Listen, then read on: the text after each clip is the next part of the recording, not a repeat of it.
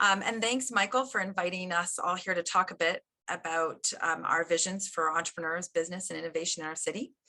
And I want to thank my mayoral candidates for being here as well. You know, these are topics that I'm very passionate about, but I'm going to try to keep my comments brief to allow enough time for questions and discussion.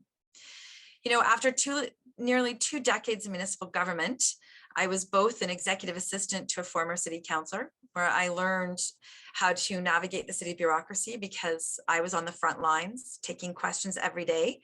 I took that experience to work when I got elected then in 2004, where I represented north of the river. And during that time, I got a lot of stuff done for Edmonton, from dealing with the very contentious airport issue to working on the development of the neighborhood renewal program, which is fixing neighborhoods today, to decommissioning the old trolley bus system, and to creating Edmonton's next gen, to create new ideas and engage 18 to 40-year-olds in our city. And then in 2013, I decided to focus on family. And in 2015, I started my first tech company. And today I can say that I have co-founded 2 tech companies. Lending Assist is in the legal space, and it speeds up business loan transactions and is used by law firms across Alberta. And then the other tech actually took off during COVID. It's called Treefort. Think Zoom, but specifically designed so that lawyers can ID verify their clients and handle all legal business across Canada without having to meet with their clients in person. And I'm proud to say that both companies have new CEOs in place, and I am ready to put all of what I've learned to work for Edmonton as our next mayor. You know, this experience as an entrepreneur gave me a real understanding of what it's like to run a business, to make payroll, to work a lot of overtime just to keep the lights on, and how scary COVID could be when my first tech company, we weren't sure we were going to make it. And I have a real sympathy for how sometimes businesses out there are facing some real challenges where the city is sometimes getting in the way instead of helping to get things done. I also learned how critical it is to build a team, whether you're in politics or whether you're in business, and to ensure that whatever you do, that you make sure you have good outcomes and that you problem solve, and that is how you're going to get success. Now, through my tech journey, I have encountered various other tech company founders and heard about some of the predatory practices that were happening in our Edmonton tech ecosystem. And in fact, these concerns I brought to the attention of council, and they did start doing reviews. But I also decided to join a group of founders where we created a group called BarTech. It was a volunteer approach where we helped founders get funding, media attention, and mentorship. And our only ask was that the tech founders that benefited from this initiative paid it forward in kind. And actually, it was through BarTech that we managed to support and help more tech companies to get into the NASA iTech pitch competitions and successfully win than any city in the world. So I do believe that when you have a will and you have volunteers that come together and you collaborate, you can do amazing things for our city. Now, economic recovery and growth is top of mind for Edmontonians right now. 68% of our revenues of the city of Edmonton come from taxes. And I can tell you that I'm very concerned about what the full fiscal picture will be. And we won't really know the full fiscal picture until after the new council takes office. But economic recovery and growth is one of my core pillars. And there are lots of ways I think that the city government can do a better job of supporting our business community, creating a vibrant and connected city, and setting the foundation for a thriving, diversified economy. First, we need a client service culture in our city, and we need to get our residential and non-residential taxes under control. I'm committed to 0% tax increases across the board for the first 2 years of my term. And as mayor, while we get a handle on our fiscal picture, I will also be conducting a full review of both our residential and non-residential tax rates. Because in 2013, our taxes were actually reasonable. Since I left council, our taxes have gone up significantly to where most and many Edmontonians have experienced double tax increases since 2013. Now, Edmonton can do more when it comes to tech and innovation. One of the things we need to do is be a test bed or a validator for local technology and connect our residents to new jobs, new ideas, and new ways of thinking. And when I say test bed, I have been very frustrated that our city has missed out on some local technology that we could have piloted and validated that would have helped improve city services, and yet we did not. I also think that it's important for Edmonton to be on the map. I want us to reach top 5 in Canada for innovative cities and top 100 in the world within a decade. And you know, that's not out of the realm of possibility when you look at the trajectory that Austin, Texas has managed to achieve. So to get there, I would also bring all of our post-secondary institutions together so that we can work collectively to both ensure that we are preparing for the jobs of tomorrow, but also work towards ensuring there is commercialization of all the amazing research and business ideas happening in our city. Now, I'm pleased to say that I've been admiring some of the work that IMYAG is doing right now at the University of Alberta, where they're commercializing and mentoring founders of tech companies out of the U of A. I think that there is more we also need to do on the patent side so that the patents follow entrepreneurs, which is really critical to creating a vibrant tech ecosystem. I would also think it's important that we work across Alberta, not just with Edmonton and Calgary, but with Grand Prairie and Fort McMurray, because there is tech happening throughout Alberta. And the more that we work together, the more that we can achieve things for not just Edmonton, but also all of Alberta. I'm also tired of Edmonton being a best kept secret. You know, we need to be real about who we are, but we need to be bold about all that our city has to offer. And our city government needs to do a better job of supporting local. As mayor, I would work with city administration to review our procurement policy so that local employers are recognized for their contributions to our local economy. And lastly, economic diversification and sustainability depends on exploring the wealth of high potential emerging industries and sectors. And some of these are opportunities that we're just not accessing, like rare earth metals. We've all heard about the hydrogen hub. That is certainly an area of excitement and new energy. Clean technology is another area that we have a lot of expertise in, as well as agriculture on the tech side, forestry, and believe it or not, aerospace.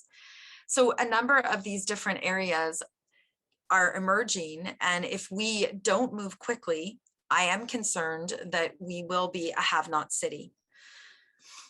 I'm also running for mayor because I believe that my son, who is 21, should have the same opportunities and great quality of life that all of us have had and that my husband and I have enjoyed living in Edmonton. You know, we have an amazing river valley system. We have amazing active lifestyles that we can live, even though we're a winter city. We have amazing festivals. And I have been listening to Edmontonians since I launched my campaign, and everybody is optimistic, but there are concerns about Edmonton and its fiscal picture. There is a need to get things right, such as getting people to be able to actively move around Edmonton, because construction season is becoming such an issue for so many people. I've heard concerns from Edmontonians on garbage collection and on land development. So there are many areas that we need to focus on. But I believe that I am the only candidate who has provided a full platform with a framework guided by all of these conversations I've had, and that it's backed by my experience of nearly 20 years as a public servant and 8 years as an entrepreneur. And my plan is based on our needs and priorities, not on partisan ideologies. But let's be real. No platform can anticipate everything that our city and council will face over the next 4 years, and nor should it. So I think what voters need to know is what you can expect from me as your mayor. Well, I'm balanced and bold. I'm a collaborative leader, and I have a track record of getting things done for Edmonton. I believe this is the most important ballot that you'll cast in the next decade. And when you go to the polls on October 8th, don't vote against something, vote for something. And a vote for me is a vote for a thriving and diverse economy in Edmonton. Thank you. Awesome. Thank you so much, Kim, for your chat. That was awesome. So we'll start off with the first question. And Michael, if you'd like to unmute yourself and ask, you can go ahead. If anyone else has questions, feel free to put them in the chat and you can ask them after Kim has answered Michael's question. Thank you. Thanks, Brittany. Kim, the number of startups in Alberta has more than doubled in 3 years, and we're tackling major problems, including improving the healthcare system, generating new recycling systems, energy systems. But many of these companies end up thinking about leaving because of the lack of support for entrepreneurs and high growth companies that really want to grow fast. What specifically what you do to help entrepreneurs and high growth companies stay here? Well, I've already been doing it in a volunteer capacity through Bartech. We're on hiatus right now because of COVID, and I decided to run for mayor. But I think start with companies need mentorship, and they need mentorship from founders. So that is one of the things that a group of us have been doing as founders, is sharing what we've learned, sharing best practices. But then also what these tech companies need is access to capital. And that can be really tricky. There is a number of new VC funds that are popping up. I do think the city can play a role in terms of harnessing and working with and training our own individuals who do have the ability to invest within Edmonton. We've been doing some of that. We've got a group of investors that have been investing in some of the tech companies that we've been helping and doing pretty large investments. Like we raised 2 million for one of the companies. Another 750,000 was raised for another. So we've started as a group by bringing the companies together, mentorship, and I would continue to do that kind of approach as a mayor, but more targeted in terms of working across Alberta and across all the tech ecosystems to create a more cohesive approach. There's a lot of confusion that I've heard from tech companies about who do they go to. There's Global Edmonton, there's the new Innovate Edmonton, headed up by the city, and then there is Alberta Innovates and IRAP, which we all know about. And for the tech CEO and entrepreneur, it's really important to get information. I think that there's more we can do, for example, in the city website to concierge and target. Certainly out of the mayor's office itself, if I am elected, I will be doing a number of things from focusing on getting us more access to capital. I have a number of contacts that I've made both in Silicon Valley and globally. From the experience that I've had of attending, I've now been to 5 NASA iTechs all over the US, as well as the Global Leadership Summit at The Hague, and met and have connections with a number of advisors in various different sectors. So I would bring that together. I think that it's important that we also provide experts that we do bring up here. Some I would tap from accelerators, but I think it's really important for entrepreneurs to have access, for example, to know how to protect your IP. There are lots of challenges around that. So for example, I learned from my first tech company that I got bad advice, unfortunately, on how to protect the IP. And with our second company, we actually did US patenting and are doing what we call PCT, which means we automatically get all the countries under the PCT agreement. And it's smarter for us to patent in the US because we're protected. So I would be a champion for working with the federal government, which I've already been doing. We brought up to the federal government at CES the fact that our federal government was spending a lot of money on trying to help entrepreneurs, but they weren't in the area where all of the VC funds and where all of the businesses come to look for innovation and technology.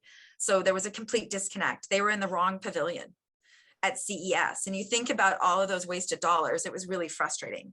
So we met with the feds, actually attended the leadership dinner at CES, and were able to meet with them in Edmonton at a later time and explain to them that they needed to move the booth to Eureka Park, which is where every other country in the world, including Egypt, was located. So for any of you on this call who have been to CES, you will understand how frustrating it would be for a tech company to go down there really thinking this was going to be a big deal for them.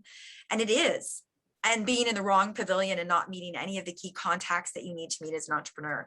So there's a lot of things that I can bring to the table in terms of that. I like what Chris Misitich is doing at IMYAG.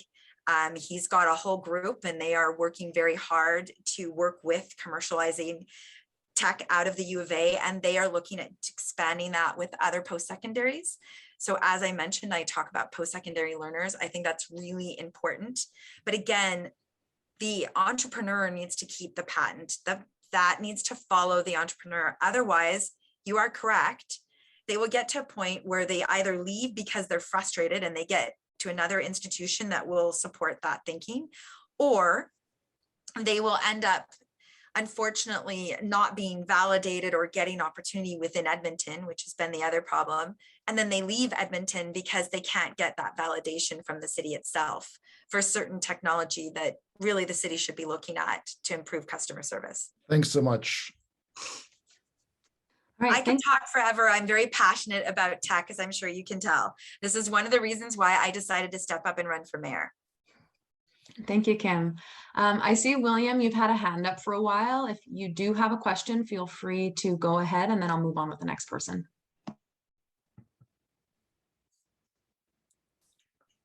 Hi. Hi, William. Oh, hi. Yes. Let's fast forward to 4 years from now.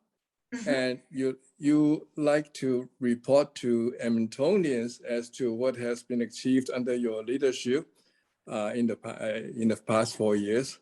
What would you like to say to people? Well, I think we'd have a vibrant and connected city. And when I mean connected, that we would be in a position where Edmonton would be top 5 in Canada for innovative cities and top 100 globally. Now, the global will take a decade from our research, but well on our way. I would like to see a city where all Edmontonians feel they have a home, where we all feel safe, and where we all feel included. So an inclusive city. I would like to be able to report on the fact that hate crime has dropped significantly, because today it's up 219%. I would like to be able to report to Edmontonians that when we build things, that they're built on time and on budget, and that we have reasonable taxes, and that our taxes have continued to be reasonable, and that we have an abundance of jobs and opportunity for young people to make Edmonton their home. So those are some of the things that I would want to report on. And finally, I would want to say that we would have a client customer service oriented culture within the city of Edmonton, where we help business and facilitate business and identify and anticipate business of tomorrow, and where we play a major role in innovation and technology and be known as the city that has had the most success in validating technology and a thriving tech ecosystem. And finally, I would want to be able to report that we have no party politics involved in the city of Edmonton, and that we continue to focus on common sense and not ideology. All right, thank you, Kim. So we have just under 5 minutes left now, so we'll try to get through these last two that we have here. Michael Weinfeld, if you'd like to unmute yourself and ask your question, go for it. Okay. Thank you very much, Ms. Krushell. That was actually, I enjoyed your presentation and your thoughtful approach. I do, however, see some problems. And one thing you didn't really address is the boundary between the provincial government and city government. My question really was, should the city be investing in entrepreneur, especially new tech, or should that be the government's responsibility, or the private sector, or even the federal government? You say you don't want politics in this, but unfortunately it's going to come in because the city has to work with a provincial government. And the current provincial government has drastically attacked the wellspring, I would argue, of much innovation in this province, which is our major universities. And so the U of A is a huge component of this city. And as mayor, you are going to have to run up against a provincial government that seems to want to quash innovation at the universities. So how will you handle that? So to answer your question, when I say party politics, I mean that I don't think we should have slates in parties running in our civic election. That's what I mean by that.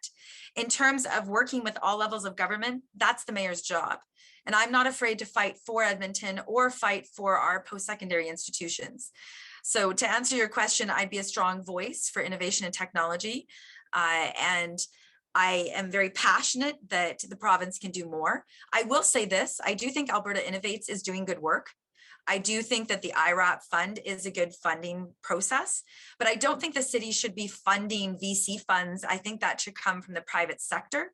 I think what we can do better is identify those private sector people, which I have been doing in a volunteer capacity, and training them on how tech companies work, because they're different than a typical business in the sense that many tech companies will use a safe note as a vehicle for raising funds. And a lot of business people who've been successful in Edmonton don't understand what a safe note is. So there's an educational piece that we need to implement.